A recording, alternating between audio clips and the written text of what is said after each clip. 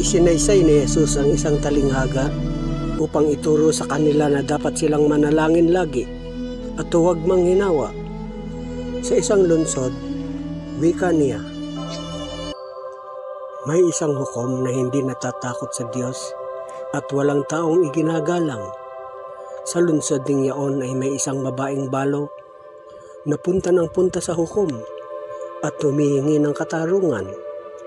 Tinanggihan siya ng hukom sa loob ng ilang panahon.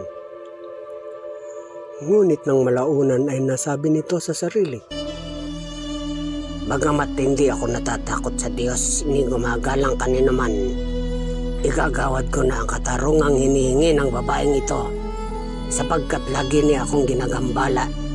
Baka pa ako mainis sa kakaparito niya." At sinabi ng Panginoon, "Narinig ninyo ang sinabi ng masamang hukom. Hindi ipagkakait ng Diyos ang katarungan sa kanyang mga hinirang na dumaraing sa kanya araw-gabi, bagamat tila nagtatagal iyon. Sinasabi ko sa inyo, agad niyang igagawad sa kanila ang katarungan.